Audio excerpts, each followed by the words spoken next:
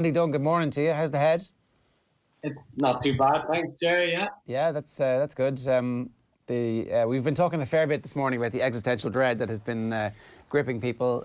It comes and goes, but one thing that definitely helps is a little bit of exercise. Yes. Yeah. Absolutely. What do you? We've had to close our doors in that minds, but we've got. It's been quite inspirational actually, because the average age of people who come to our clinic is 63. So there's a lot of older people with medical conditions, and the thoughts for them of using telehealth or online appointments seemed like torture. But with a little bit of patience and kindness and perseverance and help from grandchildren or children, they're getting up online. They're doing their exercise in their pajamas and their underwear at home. And hilarious videos that we couldn't share really. But people are, particularly people with health conditions, maybe heart conditions, diabetics, cancer patients, who've got limited access to services now. It's actually hugely important that they exercise to boost their immunity. So our team are still providing that for our patients, and it's been a very difficult time. That little shift, it's been kind of nice and inspirational and a bit of fun chatting to people in their homes again. And Yeah, so it's a physio service for people who are at various stages of life and either rehab or prehab, or they've got a little bit of a niggle, or they've actually had something fairly serious happen to them, and you're trying to get them back to as much fitness as possible. Yeah, we specialize in exercise. So we're a team of physios, an occupational therapist, and a dietitian, but we specialize in exercise for people with medical conditions. So we might have. I'm doing exercise at home currently with a lady who had a mitral valve replacement 8 weeks ago, open heart surgery. So she absolutely requires exercise, and she requires the health benefits of exercise as a key component part of her recovery. I'm working with a man who's got bladder cancer. I'm working with people who've had spinal fusion. So they would have been discharged out of hospital in the last few months.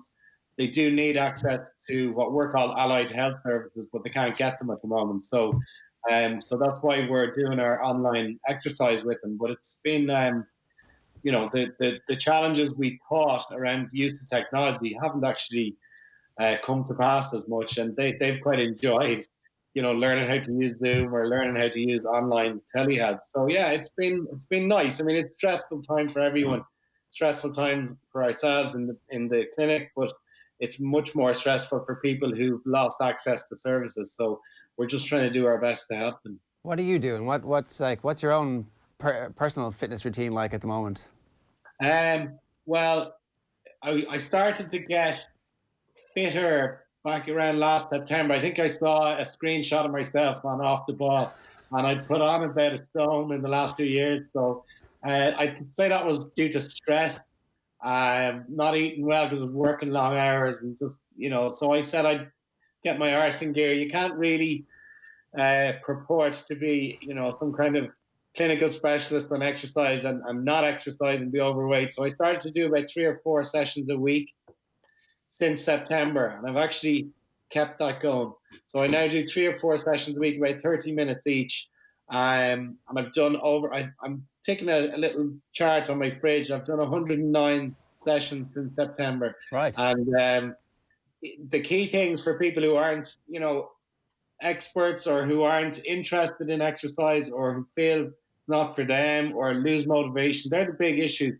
I think the key things are to try and enjoy it, find something that you enjoy. And secondly, is to make sure you are sweaty and a little bit out of breath, because that's something that people overlook in exercise. Sometimes they do exercise, take long rest in between the exercises they're doing. So if the World Health Organization, we're paying a lot of attention to recommendations from them. They talk about moderate exercise, which is, getting up off your arse, going and making a bowl of cornflakes. That's physical activity. Moderate exercise, that's any general movement. But they require 150 minutes of that in a week. So maybe that's cumulative. That could be in 15, 10-minute periods.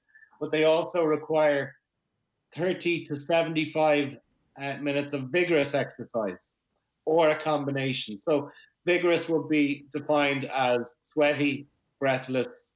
That's about as much as you need to know. The rest is up to you. So you can be very imaginative and you can improvise. Exercise is not defined to strict parameters. Once you get sweaty and out of breath, it works. So what is the solution to people who want to get sweaty and out of breath in your lunchtime workout today, Andy, without giving too much away? Carry on here. People who are cooped up and bored at home, how to get sweaty and breathless. Isn't it obvious? I think there's a lot of things you can do. A very, very simple one, if we're going to keep it clean, or getting up and down off the floor, from upright to fully flat, and back upright again. We do that a lot with people, particularly of an older age group. But for younger people, if you do that straight for 60 seconds, you'd be amazed how difficult it is. You're using 80 as an 80 muscles to get up and down off the floor. You're working against resistance and gravity, and provided you don't have any kind of underlying blood pressure issues, it's a really good exercise. So we try and hit numbers on that. If you're over 65, my mom, for example, is in her, we'll say mid-70s. She can do it 7 times in a minute now. And if you go and do that yourself, and you can't do 7 times in a minute, you're not as fit as my mom in her mid-70s. Is that the silent burpee you're talking about? No, that's a slightly different one. But the silent burpee one would be for more, I suppose, the age group who might listen into off the ball between 25 and 40. That's a bit more vigorous. That involves a bit more explosive work. And for people who are bored at home or working out of an office, that's a really nice exercise to try and use your stomach, your shoulders, your upper body. Yeah. You had a walkout one as well, where it's kind of a walkout push-up. Yes, that's kind of, there's lots of names for it. People call it an inchworm. You inch your way out like a worm. So you go from standing to walking yourself out with your hands into a press-up position, do a mini press-up, and then walk your hands back into fully standing. Again, I'd encourage people to try them. I tried to pick 3 exercises they're actually quite difficult to do, even though they don't look that difficult. If you try and do each one for around a minute, you'll find your heart rate is pumping, you're quite breathless, and you can feel it in your muscles. And even in 3-4 minutes, if you do that, you're doing more than sitting around doing nothing. It's quite effective. So a lot of us might be like you were back in September, just starting our journey on fitness, I think might be a polite way of putting it, Andy. Can we do this now? Yeah. We can. Yeah, I would say certainly you can do the bouncing ball one and the rotations. You could certainly do the walkouts with your hands. I'd encourage maybe you could get up on the desk there, Ger, could you, and just give us a demo? On the desk for which? What do you want me to do? Yeah. What do you want me to do? Go on. What am I doing? We just clear the newspapers. Come on, tell me exactly what I have to do here. Well, first of all, we've got to clear the newspapers. I want you stand on the desk. Yeah. And you got to walk your hands out in front of you across those newspapers. No, I'm going to break the desk. So yeah, if anyone looks in at the video, you've got to, what I would encourage people to do though is start small, keep it regular, and try and get some enjoyment out of it. Because one of the key areas around consistency with exercise is boredom or hatred, or just people just do not like doing it. And it takes a lot of time if you've got work. People are completely overburdened at home between work and the kids now. Try and do 3 to 5 minutes, see if you get your heart rate up. And you'll know that because you're breathless.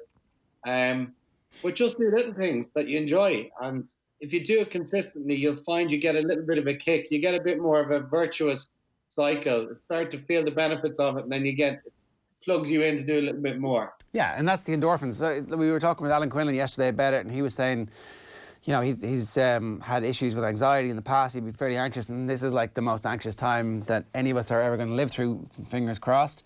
And look, the endorphins that you get from exercise is a fairly obvious thing that is available to everybody if you just have a little bit of structure to your day.